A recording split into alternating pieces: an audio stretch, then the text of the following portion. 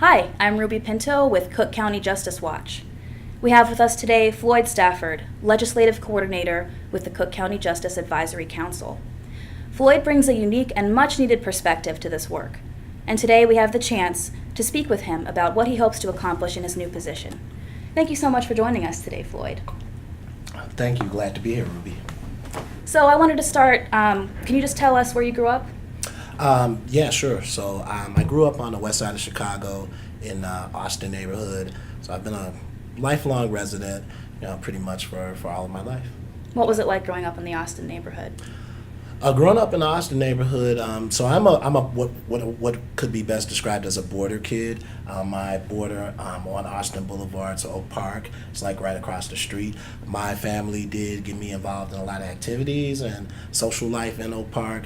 However, being in the west side of Chicago, there was a lot of good things, but there are a lack of resources.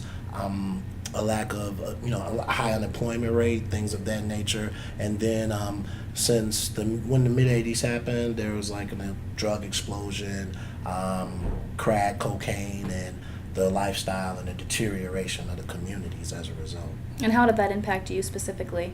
That impacted me greatly. I saw friends, get shot. I lost a couple friends. A lot of people were going to jail.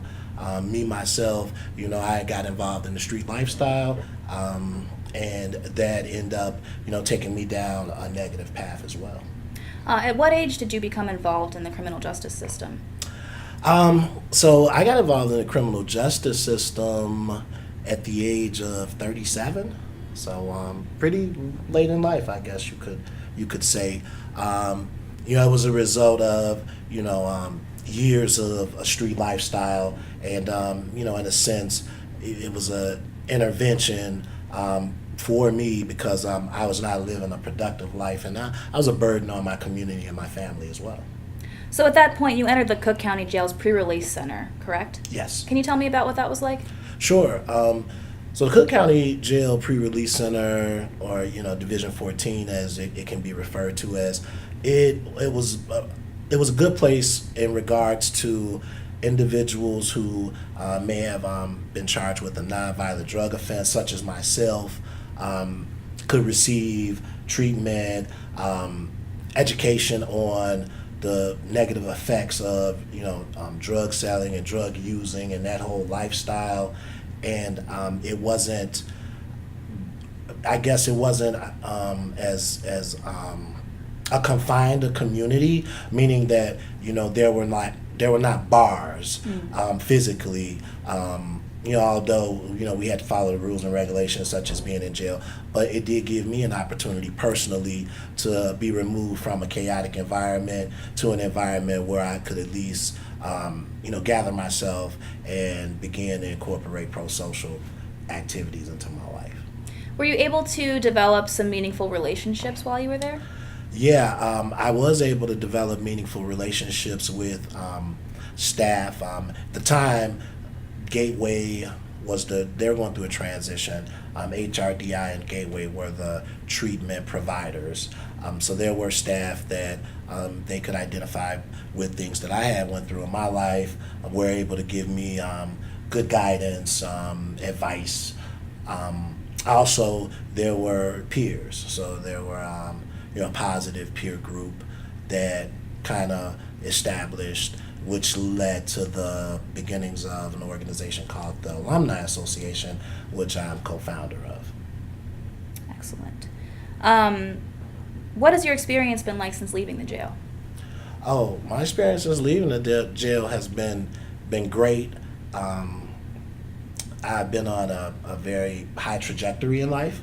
I've been able to matriculate through school, and I've actually, just in June, I graduated with my master's degree from University of Chicago, majoring in social work. I've been able to restore myself in regards to how I'm viewed in the community, where I once was a burden, and now I'm a positive figure. I've been able to reintegrate myself into the family. So I'm a father, a son, and I've also, been able to make an impact, in my own professional and personal identity, which has boosted my self-esteem and self-efficacy and all those good things. Was there a specific moment that was kind of a turning point for you? Yeah. So I guess, yeah, period. Would I would have to say, which I'll just preface with the time that I did spend in the pre-release center of Cook County.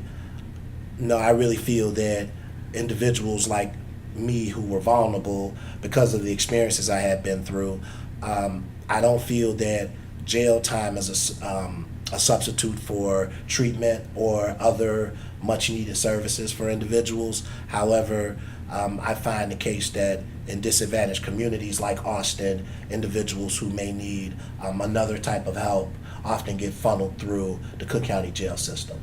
But with that being said, I was removed from a chaotic type of lifestyle, and during that 3-month period in Division 14 where I completed their program, that I would have to say would have been like the watershed, seminal moment where I was able to, gather myself, get my thoughts together, really formulate a plan for the rest of my life.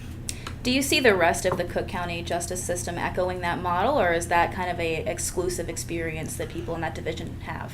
I think that's a great question, Ruby. I would have to say that it is exclusive from my point of view.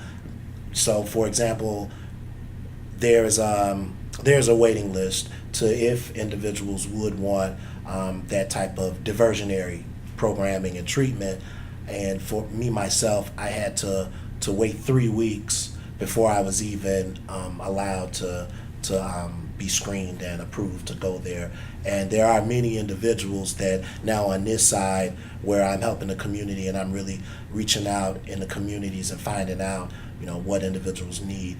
That is something that they would have that they have imitated to me that they would have liked to have had once they were in jail. Okay. Can you tell us about some of the difficulties that people with criminal records face? Sure. So individual criminal records, and we're speaking of a felony, right? So if I'm speaking about a felony, it really prevents you from, for example, obtaining housing. If you wanted to go to school and get federal tuition, you cannot get, Pell Grants or things of that nature. And in regards to employment, there is a real scarlet letter, a stigma that if you have a felony, individuals you're not employable, so to speak. What this, it's commonly referred to as collateral consequences, and that it has deleterious effects in regards to individuals that may be involved in the child support system. You're not able to, get employment. Oftentimes judges are not aware of these consequences, which I think is a barrier. But yeah, so those are pretty much the barriers that I could talk about as far as like an individual and how they communicate with systems and the environment. But then there's also having a felony internally, right? So how do I internalize having a felony? Do I see myself as less than? Am I marginalizing myself from potential opportunities? And that kind of gets at the core of the work that I like to do is, number one, by informing individuals, by advocating for them, that although you have a criminal record, there's ways that you still can integrate into society, be a productive member of society, and also you can have opportunities for jobs, opportunities for housing, and you can move on in a positive manner in your life. It's going to take some work for sure, but I believe that anything worth having is going to take a lot of work. What are some of the projects that you've been involved in that challenge these barriers? So I've been involved in work with, I'll highlight 2 organizations. One is the Alumni Association, which I co-founded, as I spoke about earlier, It's a positive support network for the formerly incarcerated. The Alumni Association, we have what you call support groups. Individuals, if you have a record, if you're, you can come, you can receive, psychosocial support, educational support, housing referrals. All of these are, they started out being of an informal nature. Like, I did my internship in an agency, or I know a lot of agencies, so if someone said they had a need, I pretty much just like call and try to help tie, the individual with the resources and support that they need. In its 5th year, it's turned into much more than that.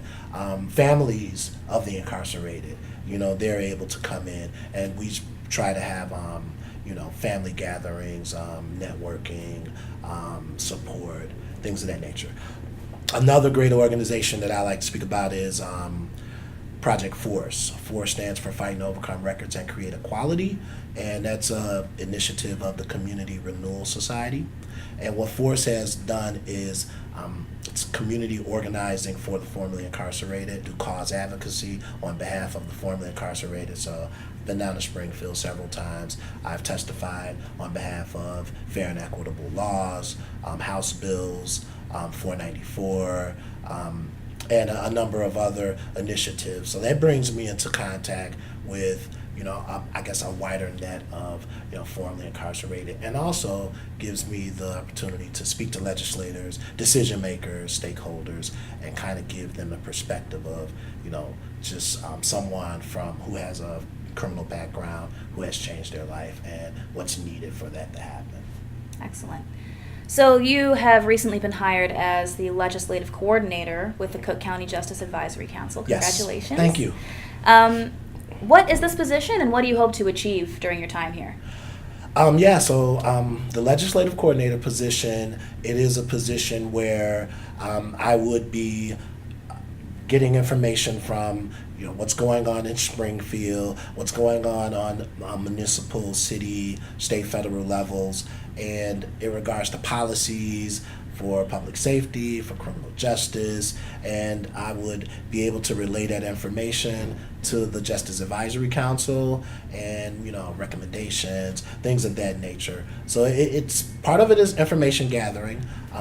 Another part is being a person that can go out into the community, that can speak to churches or different stakeholders and let them know what the Justice Advisory Council and Madam President Toni Preckwinkle is doing on these issues. And there's probably other things which I'm not quite knowing yet, but I look forward to that too. How do you feel about entering and working with a legislature that's dominated by Governor Rauner right now? I feel that, Governor Rauner, he really needs to hear from people like me.